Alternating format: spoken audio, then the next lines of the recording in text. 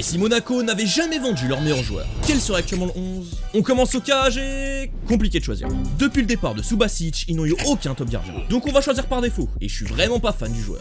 C'est l'allemand Nubel, je le trouvais horrible au club. Mais bon, c'est l'air de mieux se passer pour lui à Stuttgart. C'était soit lui, soit Mayeki, j'avais pas le choix les mecs. On passe à la défense, et je commence avec les latéraux, avec Vanderson à droite et Caio Henrique à gauche. Comme pour les gardiens, il n'y a plus trop de choix depuis la paire Sidibé Mendy, qui sont finito actuellement. Et franchement, j'aime plutôt bien les deux, je les trouve très fiables. En défense centrale, mon chouchou, Singo. Je trouve ça toujours scandaleux de l'avoir vendu l'été dernier.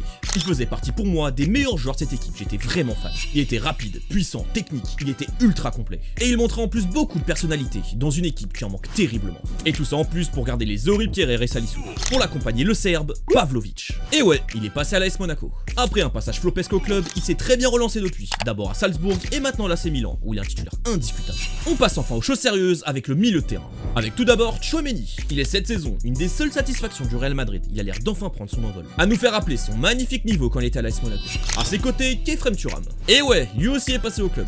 Il s'est révélé à Nice, mais c'est à l'AS Monaco où il a été formé. Et maintenant, il est un des meilleurs joueurs de la Juve. J'adore ce joueur le peu de fois que je le vois. Et pour boucler le trio du milieu, Yuri Tielemans. Et oui, encore un joueur qui a flop au club. Je me souviens à l'époque, c'était un des plus grands talents au milieu de terrain dans le monde. Et quel flop, l'un des plus grands que j'ai vu passer au club. Mais il est actuellement à un très haut niveau à Aston Villa. J'adore son trio avec Onana et Boubacar Kamara. Enfin pour finir, le trio d'attaque. Mais avant ça, abonne-toi, ça me soutiendrait beaucoup. J'ai pour objectif les 100 000 abonnés. Merci d'avance les mecs.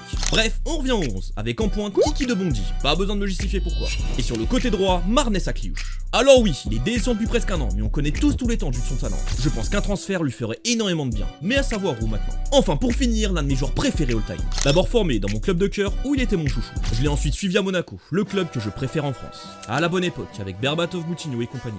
Et il est finalement devenu une légende historique du club. Je parle bien sûr de Bernardo Silva. Du coup, voici le 11 au complet. Dire qu'il y a quelques saisons, on aurait pu mettre du Fabinho, Falcao ou encore du James Rodriguez. C'est dire le downfall, et ça me fait bien chier, j'adore vraiment ce club. Lâche un like et abonne-toi pour plus de vidéos foot.